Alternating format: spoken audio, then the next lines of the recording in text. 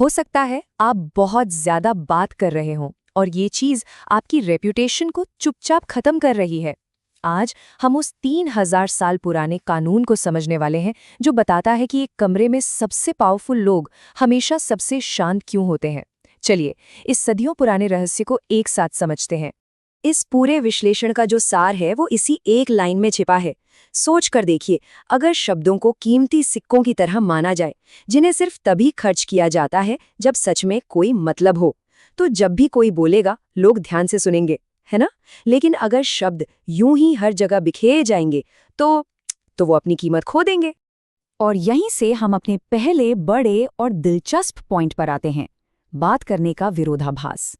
ये एक ऐसा आइडिया है जो शायद हमारी आम समझ को थोड़ा चैलेंज करे, लेकिन ये ह्यूमन बिहेवियर की एक गहरी समझ पर बेस्ड है।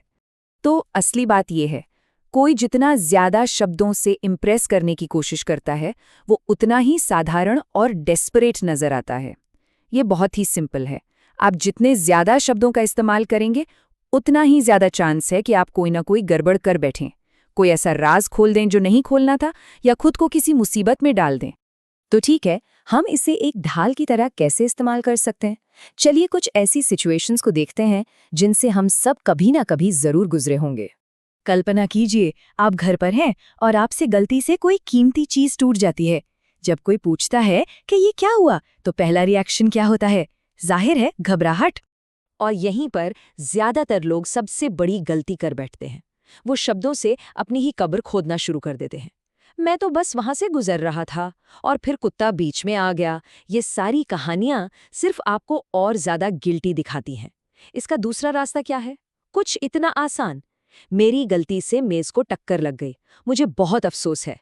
ये सीधा है, असरदार है और बात को वहीं खत्म कर देता है। लेकिन ये नियम सिर्फ गलतियों पर ही लागू नहीं होता। कभी-कभी सबसे बड़ा खतरा तब होता है जब आप जीत रहे होते हैं और फिर भी ज्यादा बोल जाते हैं। ये एक क्लासिक गलती है। आपने एक जबरदस्त चुटकुला सुनाया और सब हंस पड़े। उस एक पल में आप कमरे के सबसे मजेदार इंसान हैं, लेकिन कामयाबी के नशे में आप बोलते जाते हैं जब तक कि वो जादू खत्म नहीं हो जाता। आपने एक बेहतरीन पल को सिर्फ इसलिए बर्बाद कर दिया क्योंकि आपको ये नहीं पता था कि कब चुप रहना है। कभी-कभी चुप्पी ही एक पल को यादगार बनाती है। हमारा आखिरी डिफेंसिव उदाहरण ये दिखाता है कि कैसे आप किसी हमलावर को शांत कर सकते हैं बिना बहस का एक भी शब्द कहे, और हम ये अपनी आवाज ऊंची किए बिना करेंगे। यहाँ हमें पता चलता है कि किसी भड़काने वाले से बहस करना क्यों शुरू से ही एक हारी हुई बाजी है। जब आप बहस करते हैं तो आप उसे वही दे रहे होते हैं जो उसे चाहिए, आपका ध्यान और आपकी भावनाओं पर कंट्रोल। लेकिन एक शांत एक शब्द का जवाब, जैसे ठीक है या जो तुम कहो, उसकी सारी शक्ति छीन लेता है। ये अनएक्सपेक्टेड है, उसे कंफ्यूज कर देता है और उसे दिखाता है कि आप पर उसका कोई असर नहीं हो रहा है। अब तक हमने देखा कि खुद को बचाने के लिए चुप कैसे रहा जाए। चलिए अब पासा पलटते हैं और देखते हैं कि कैसे एक्टिवली पावर और रिस्पेक्ट पाने के लिए चुप्पी को एक हथियार के रूप में इस्तेमाल किया जा सकता है। इतिहास हमें एक महान रोमन हीरो कोरियोलिनस की कहानी के जरिए एक जबरदस्त चेतावनी देता है। एक ऐसा हीरो जिसने अपना सब कुछ खो दिया सिर्फ इसलिए क्योंकि वो बहुत ज्यादा बोलता था। जब तक कोरियोलिनस जंग के मैदान में था, उसके काम ही उसकी पहचान थे। उसकी खामोशी ने उसे एक लेजेंड बना दिया था।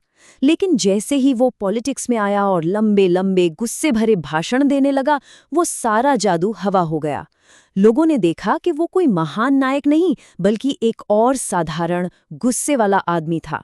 उसने सिर्फ ज्यादा बोलकर अपनी ही रेप्यूटेशन को तबाह कर दिया। तो एक नेगेटिव कहानी के बाद चलिए अब एक ऐसे इंसान का उदाहरण देखते हैं जो स्ट्रेटेजिक साइलेंस का मास्टर था। इस सीन की कल्पना कीजिए, एक प्रसिद्ध अमेरिकी राजनेता हेनरी किसिंजर को उनका एक सहायक एक रिपोर्ट देता है।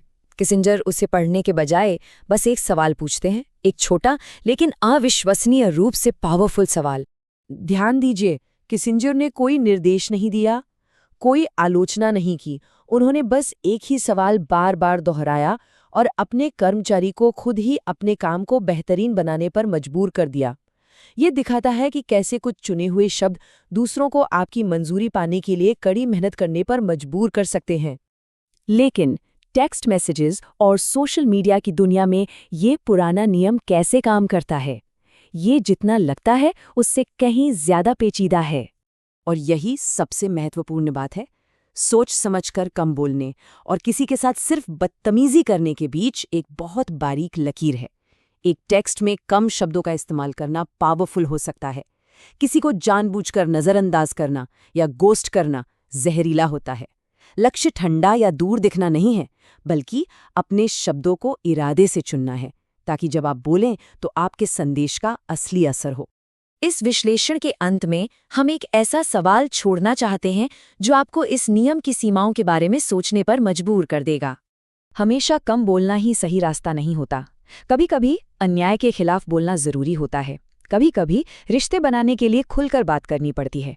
तो ये सोचने वाली बात है, वे कौन सी स्थितियां हैं जहां चुप रहना एक शक्ति की चाल नहीं, बल्कि एक नैतिक विफलता या कमजोरी का संकेत है।